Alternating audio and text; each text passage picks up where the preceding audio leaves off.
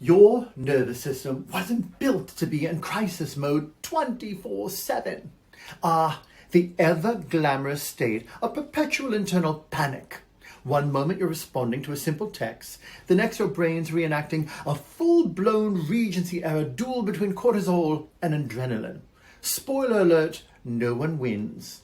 Be honest, how many times have you recited this woeful little monologue to yourself?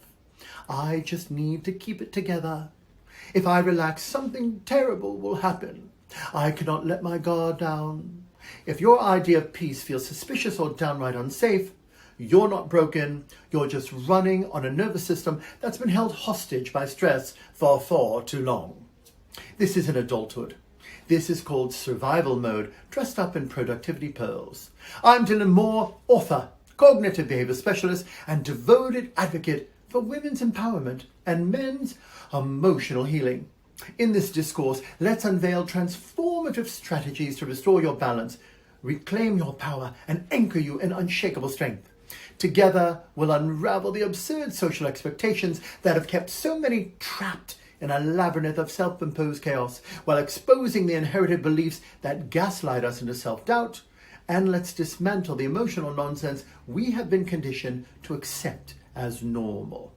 Now, let's examine why you can't just calm down.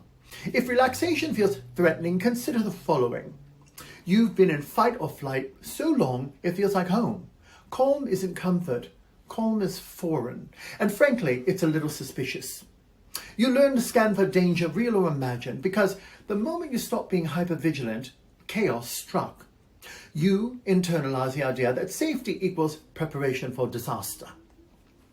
You associated stillness with laziness or weakness. So you keep moving, you keep fixing, you keep overachieving until your body waves a white flag. And even then you're like, fine. You were raised in a pressure cooker. And somewhere along the line, you mistook urgency for importance. Your measure of worth was by your output. And rest feels like a failure, or worse, irrelevance. Now, some clinical insight on chronic hypervigilance and nervous system dysregulation. In therapy, nervous system dysregulation is when your body gets stuck in survival mode, even in the absence of real danger. It's a symptom of complex trauma, chronic stress, and burnout. CBT helps rewire these patterns by challenging the belief that I must always be on and prepared for disaster. Let's replace it with I deserve safety, even when nothing is falling apart. Because your nervous system doesn't need more alarms, it needs permission to exhale. Now, let's consider what constant crisis mode is really costing you. If calm feels unsafe, when do you actually rest? And no scrolling TikTok until 2 a.m. That simply doesn't count. If your identity is built around being on, what happens when you're off? Who are you without the hustle?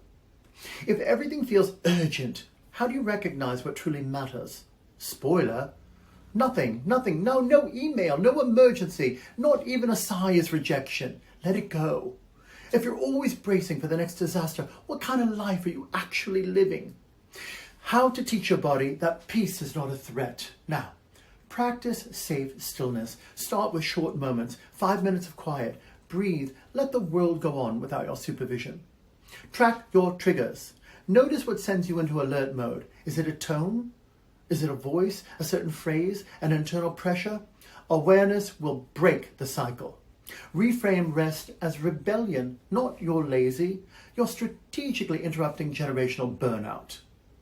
Build a calm down toolkit, music, movement, sensory items, anything that signals to your body we're not in danger anymore. Seek nervous system safe relationships. If someone makes you feel like you're constantly auditioning, that's not intimacy, that's a performance. And now, a deliciously grounding revelation. You are not bad at relaxing. You are simply unpracticed in the art of letting your guard down. Because that is what was taught to you, that chaos was the price of love, success, or relevance. But here's the scandalous truth, my dear. You were never meant to function like a Regency-style butler on double shifts and zero wages. You deserve more than survival. You deserve to feel safe in your own body. So tell me, who convinced you that stillness was dangerous? And who might you become if you finally learn to exhale? Drop a like or comment below. Let's normalize peace as a new power. Together we rise, together we thrive. Let's rise fierce into a new life of personal power and freedom.